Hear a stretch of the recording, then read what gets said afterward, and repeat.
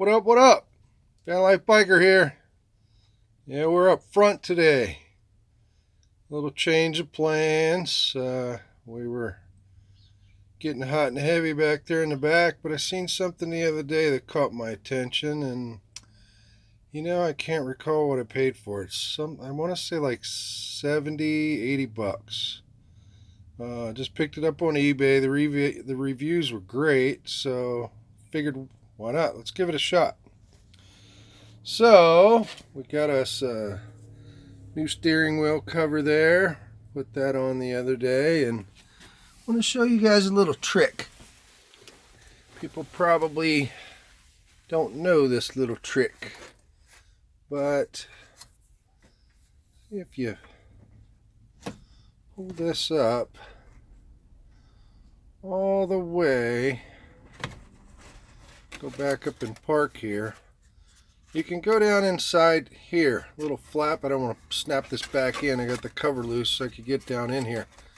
But all the way at the bottom, or usually all the way up to top. It's usually at the bottom because park's up here. But on your modern day car, usually, I want to say like Millennium and up.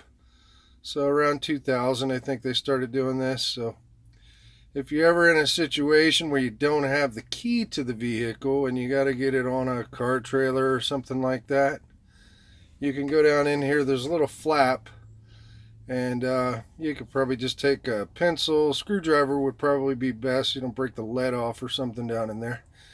And there's just a little deal down in there. You can push it and get this thing. See how it's locked now, but no key. And I just went down in there because I was too lazy to go in the house and get the key, and didn't want to turn everything on anyway. So just a little trick for you there. But what I decided to do, guys, is, this is an 86 Sprinter, and you don't really get all the luxuries of today, like heated seats. So I found this little universal kit. And it comes with these pads. So if you're in an older car, or you just didn't have that option, this is what's going on here. They got little ends, there's really not there's a little wiring. All you got to do is give it a hot wire. But, all this stuff comes together. There's your little switch, which I was playing around with that, but I think I'm going to want my little storage compartment there just to throw junk in. But these came square, but they do fit, but not quite the way we want it. So I think I'm gonna have to get the old Dremel tool out, or just put them somewhere else, maybe beside the seats. But I'd really like them up in here so they look factory. So we'll go that way, of course, but you can see they're square and just don't quite fit. So I think I'm gonna take a little pencil, kind of trace around this thing, and go to work in there with the Dremel tool and square off those rounded corners, and it should pop right in there. Not real sure where I'm going to put them. Probably driver here and passenger there. That's probably going to be the plan. I just want to get one out to see how difficult it was. But I mean, running your wiring is the most difficult part. So if you got one of these Sprinters, I'd say pre-86, there's a little plug here that I popped out. Let's see. Where's that little guy? Here it is here. Kind of a funny shaped guy because it fits right in there. So pop that little plug out, just like this little insert. Just popped it out with a little screwdriver. And we got to get, the wiring up in there to make this happen. So that was the most difficult thing. But you can see this is all, up. It's probably got clips up under there, and then your gear shift, of course. So pretty hard to finagle for sure. But what I was able to do is get the bottom of this thing pulled loose, and right up. Hard to do it with one hand. There we go. So as you can see, this pulls up, and I can get you know, my fingers up in there. And there's one of your screws on the passenger side. And the same thing over here on the driver. So 3 screws, and that'll lift up, but of course you're not going to pull it out because this is all one piece. Up and around, you see it goes up around the AC and heat gauges and everything. So you'd have to, I don't know, probably pull the dash apart, but all I needed was to be able to fish it through to get it down in here in the floor somewhere, and we can get it back over under here to the seats.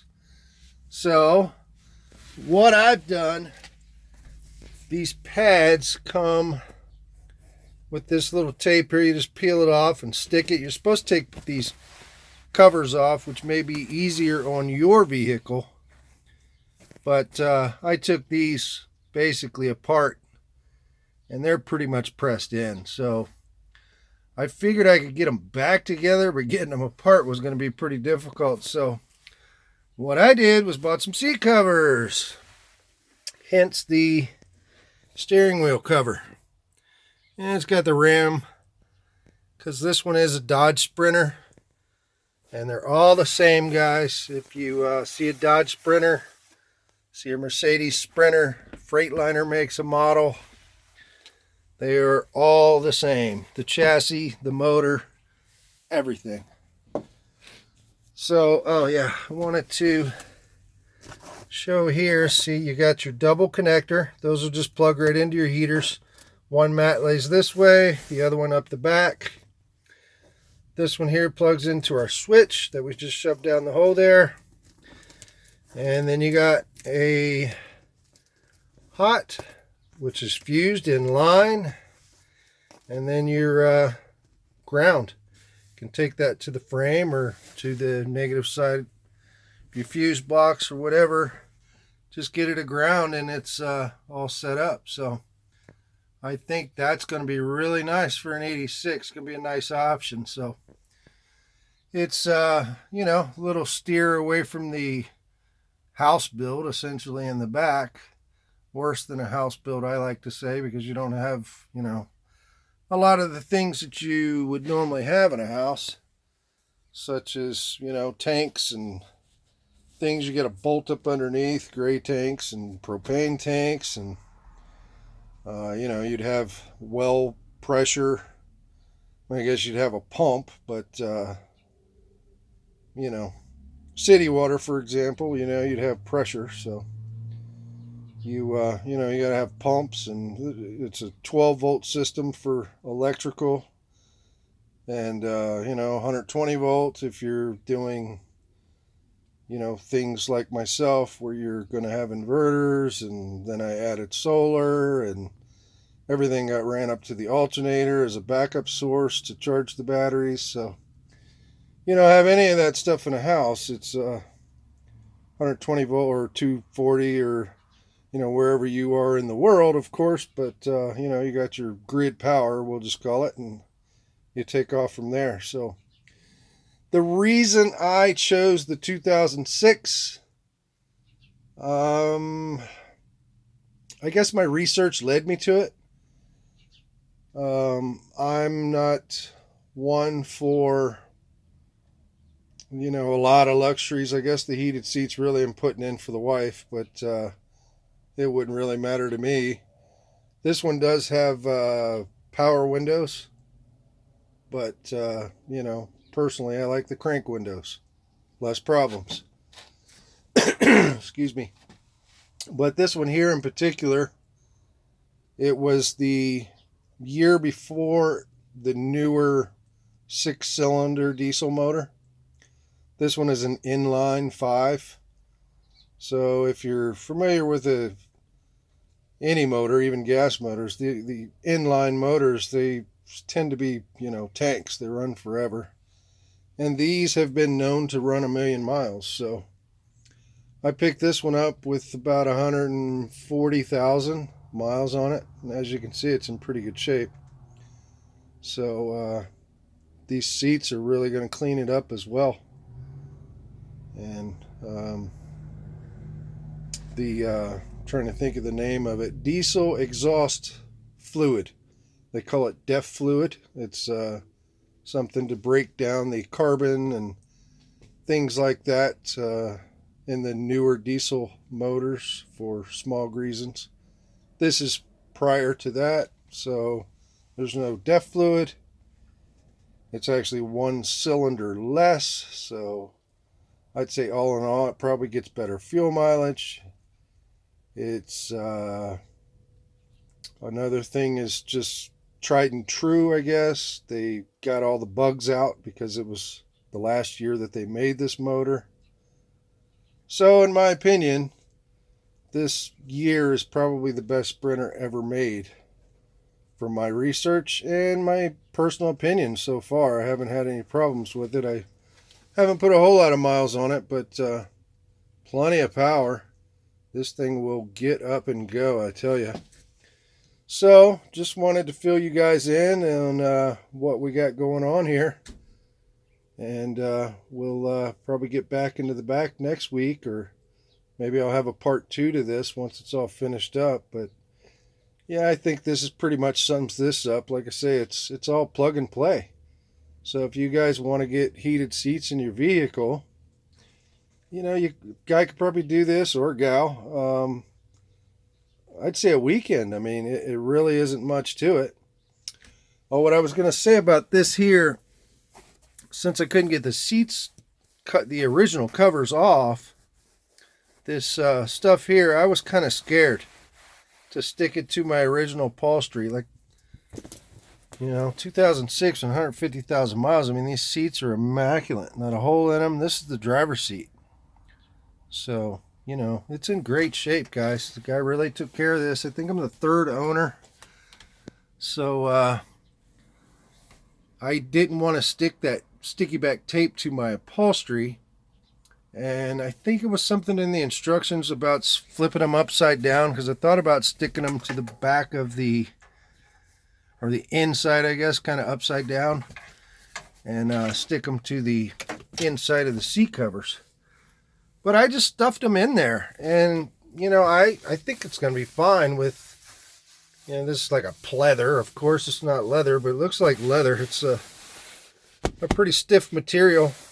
And the way these seat covers tie in back in here with the straps and stuff, it, you know, like this one, I don't think it's going to fall down. It's all strapped in there with the seat cover. And this one lays flat, so I don't see that one going anywhere either. And with these particular covers, see, they don't go all the way around the seat. So I can go in here and, you know, straighten that pad up anytime.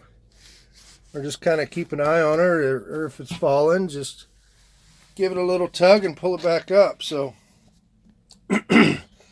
and I'm not so sure. Actually, I pulled this out first, the cup holder assembly, but I don't even think I needed to pull this out. I need to clean it up in there. But it's just pretty much those 3 screws, and then you can get, you know, access up underneath there. So I think that about sums this video up. So just wanted to share this with you. If you wanted to get heated seats in the future, it's not that much of a task. And it's all plug and play. Like I say, I just want it to look factory.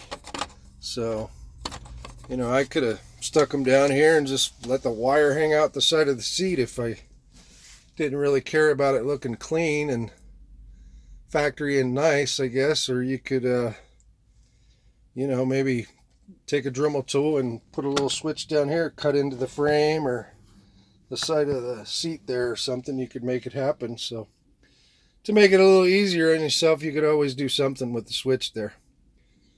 But other than that, it's just going to be kind of difficult for me to try to get this wiring up into the dash. But you know, like I say, a little finicky. I like doing things right. It's just in my blood. So we'll call that one quits there, and we'll see you on the next one. VanLife Biker, and I'm out.